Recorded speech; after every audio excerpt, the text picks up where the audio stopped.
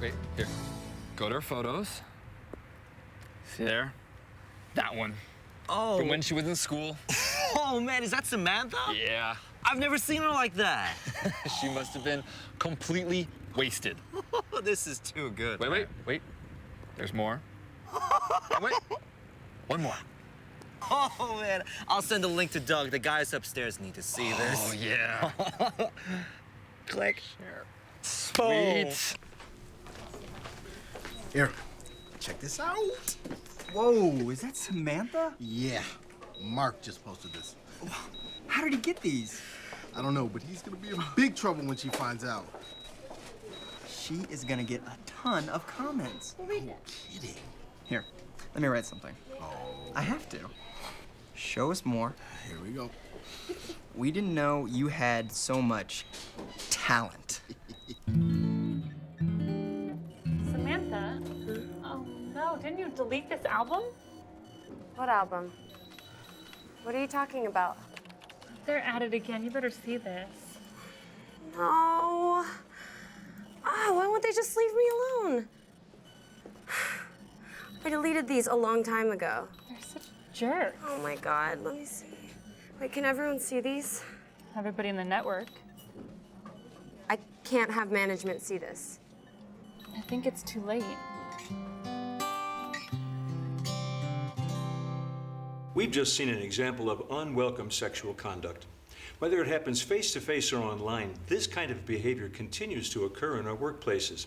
And it's not just sexual conduct that can cause damage and distress. Today we're here to talk about sexual harassment and other types of discrimination and harassment, none of which are okay in the workplace. And we'll talk about how you personally can help contribute to an environment where people are free to do their best work without the threat of unwelcome behavior. We'll talk about federal, state, and local laws that protect our rights as individuals, and we'll take a close look at everyone's responsibility to help maintain a respectful work environment. Starting in 1964 with the Civil Rights Act, federal law protects individuals from discrimination based on their race, their color, religion, national origin, and sex.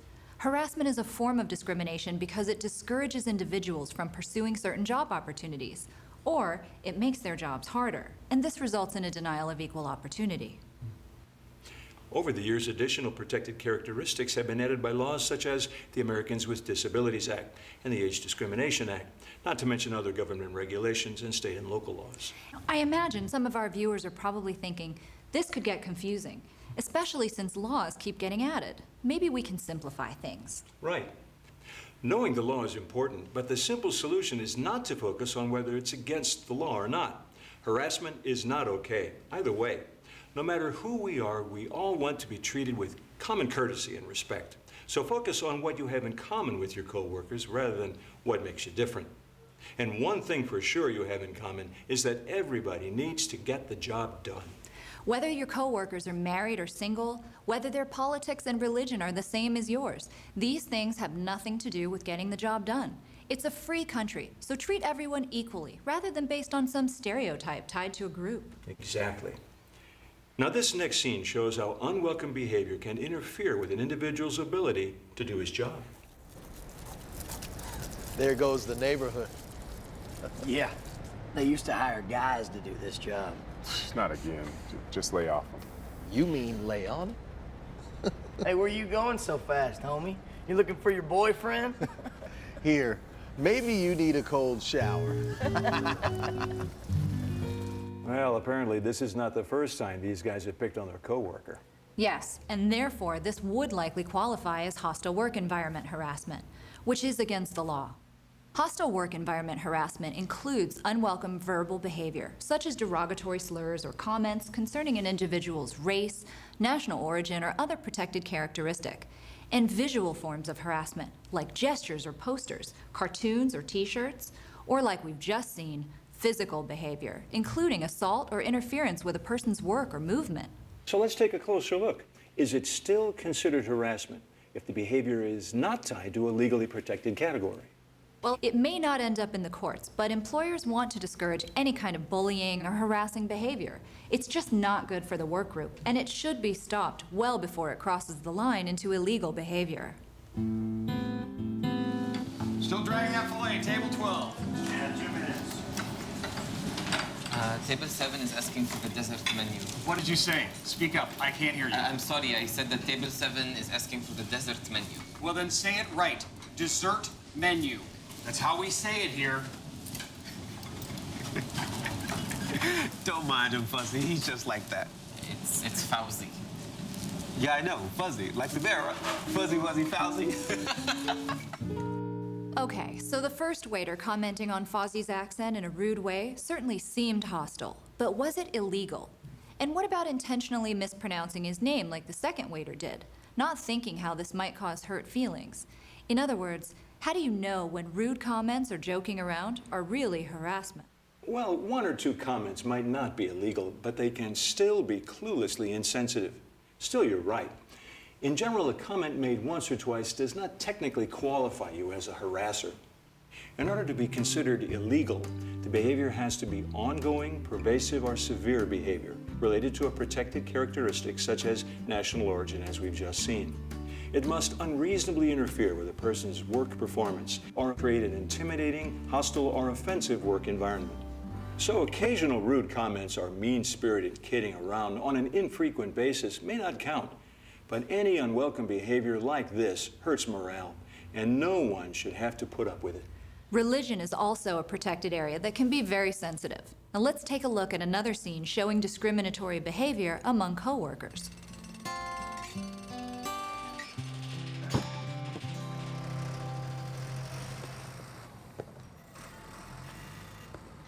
What's the deal with Isaac? What do you mean, what's the deal? I mean, why is he over there? I just got sick of it, and I told him he can't eat with us anymore. How come? Well, you know, all this praying and stuff. I mean, it isn't Thanksgiving, it's lunch. Give me a break. Well, wait a minute, aren't you religious too? Well, yeah, sure, but a normal religion. I mean, his religion doesn't even approve of what I eat. Food's food. I mean, what's the big deal? Oh, and don't even ask him about going out to have a beer with you. I don't know, man. It looks kind of uncomfortable over there. Fine. Let him stop with all this religious stuff, and he can come sit with us. It's important to speak up and not go along with it if you feel a coworker is being picked on. Tell your coworkers to knock it off, or if you're not comfortable with confronting them, talk to your supervisor, HR, or anyone else in your chain of command. It's easier to stop this type of thing if you speak up before it becomes routine. So we've taken a look at several hostile work environment situations. Now let's move on to the other type of harassment called quid pro quo. I've got to show you this mess. Do you see? See what I'm talking about? Yeah, a janitor that can't clean up after himself? I'll talk to the crew chief right away. Yeah, well, he's gonna have to do better than this. Well, our goal is to meet your expectations in every way. Well, good. Because I've got some expectations. Considering your contract's up at the end of the month, and I don't think your boss would like it too much if I was out asking for other bids. Well, that's certainly your choice, but I hate to see it come to that. I would too. I really like it when you come around. What you say we go upstairs right now and work on my expectations? Or whatever. Sorry, I have to go.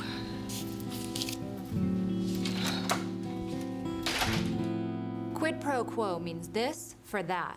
It happens when a person in a position of power or authority pressures another with sexual demands in exchange for job benefits or job security.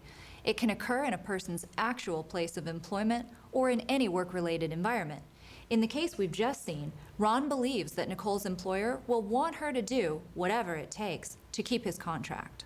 Quid pro quo harassment is considered to be so serious that even one occurrence is illegal. In the case we've just seen, Nicole's employer will certainly want to know what happens so steps can be taken to protect her from this illegal behavior. So now we've covered the two main categories of harassment, quid pro quo and hostile work environment. Now let's look into some of the finer points. The first questions we'll look at are these. Do you have to be directly involved in order to be the victim of harassment? And does the harm you cause have to be intentional in order for you to be the harasser?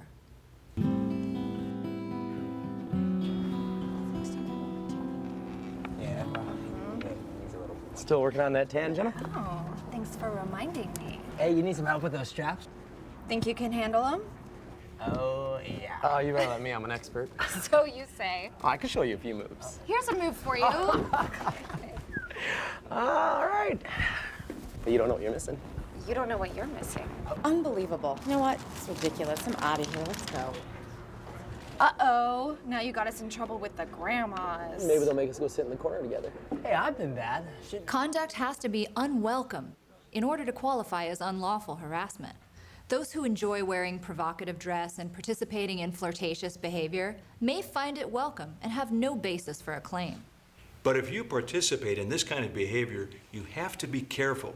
Even if you do not intend to do harm, it can escalate and lead to even worse behavior. And your coworkers can change their minds about what they find acceptable. Over time, they may come to find the behavior unwelcome, and that's when you can get into trouble. Also, as we've just seen, third-party observers can be victims of harassment. And that's why it's important to dress appropriately and act professionally while at work.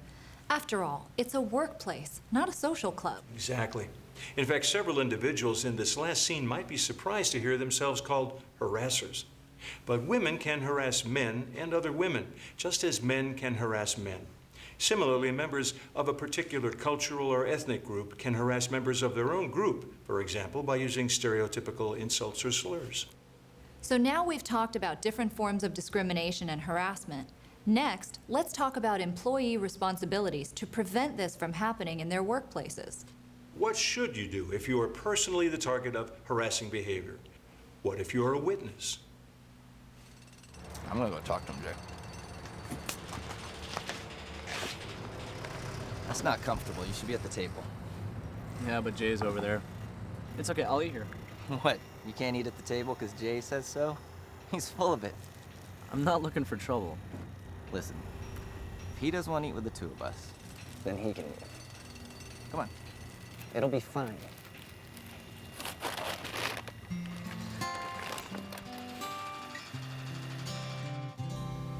Sometimes all it takes is one person showing a little leadership and doing the right thing, and others will follow suit. That's right. Usually coworkers will stop their unwelcome behavior if you simply ask them to. But if you feel uncomfortable speaking to them directly, then by all means don't hesitate to ask someone else to step in. Make sure that you are aware of the complaint procedures in your particular workplace. Kathy, come on in. Generally, it's best to start with your supervisor or manager. Or if you would feel more comfortable, talk to HR or anyone else in your chain of command. I was hoping that you could talk to some of the people in this department and get them to act like grown-ups. I'm sorry to hear you sound so upset. Why don't you tell me what's going on? Well, it's not like they're harassing me exactly, but it really makes me uncomfortable the way they talk to each other. It's just that this is all public. They don't keep it private at all. Remember that you have a responsibility to inform your employer about illegal behavior at work. It's fine to talk to your coworkers and try to make the situation better on your own, but if they don't listen to you and don't change their behavior, then be sure to get help, sooner rather than later. Hey, Vince. You're leaving. I'll just catch you another time. What's the matter? Nothing. Not really. Okay, you know what? I could say a few minutes, so, come on in. Employers want to know about it when you think harassment is going on. They want to take steps to protect everyone and make sure it doesn't happen again. So what's up? Listen, I'm not sure if this is a big deal or not, but I just didn't think the other guys would listen to me. Listen to you about what? They just keep giving Mateo such a hard time. By getting help, you contribute to a more friendly and enjoyable workplace for you and for everybody else. But lately, they've just been pretty rough on him. Now, sometimes people are reluctant to report harassment because they're concerned about being retaliated against. But it's important to know that retaliation is also against the law. Let's take a look. Well, just because some people like to throw their weight around, go running to the boss and make stuff up just to get everyone else in trouble. I mean, not everybody's a team player. And if you don't want to be a part of the team, fine. You're on your own.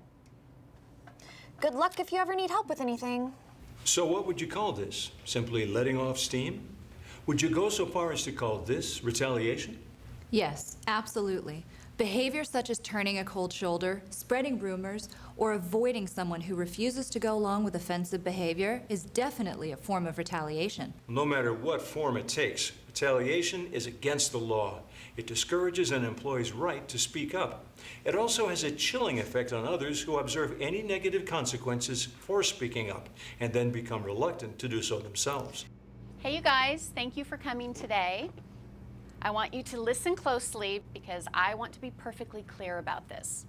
Now, you've already had training on discrimination and harassment. You've also had training on retaliation. I want to remind you again that retaliation is against the law and it's against our policies. Now, after a complaint, I don't expect you to be best friends, but you do have to be cordial and polite. It's not okay to refuse to speak to each other or spread rumors or false accusations. Keep your focus on your work and keep your interactions neutral, civil, and job-related. And that means with everyone. You'd be surprised at how relationships can improve if you just start out by being courteous. We should mention here that legality is again only part of the picture. Even if it weren't against the law, retaliation should be stopped. It's a form of bullying, and it hurts people. And knowing that you will be protected from retaliation should make it easier for you to do your part in making your workplace better for everyone. That's right. It takes courage, but when you speak up or make a complaint, you're actually helping the people who caused the problem. Maybe they'll change their behavior before it leads to more serious problems, and potentially more serious discipline. And this gives your employer an opportunity to fix something they may not even know is occurring. How's it going? Okay. I think I have a solution. I'm giving Jack the 4th Street account. He can deal with Ron. Oh, wow, thanks. That would be great. But does that mean? No decrease in your pay. You always wanted the West Side building, it's yours. I already let them know over there. Okay, wow, great. Closer to home, too. I'm glad you told me so I could do something about it. Yeah, me too. Keep up the good work. I will. Now let's review what we've covered here today. The opportunities for bullying and harassment have unfortunately increased with the growth of social media. With the almost universal presence of cell phones, laptops, and other electronic devices, you need to think carefully about how certain activities that you participate in on your own time might spill over into your workplace. Harassment is a form of discrimination because it discourages protected groups from pursuing certain job opportunities, or it makes their jobs harder. This results in a denial of equal opportunity. Don't participate in harassing behaviors or bring potentially offensive items into the workplace. If someone sends you an offensive email, don't forward it to anyone, even if you're pretty sure they'll like it. Emails, comments, and photos you post online can gain a life of their own and come back to haunt you. People are complicated, and workplace relationships can be complicated too, especially in today's more diverse workforce. But in spite of our differences, it's still possible to contribute to a work environment that is free from harassment, discrimination, and retaliation. This kind of workplace is more pleasant for everyone and ultimately makes your job easier and more enjoyable. Thanks for joining us. Take care.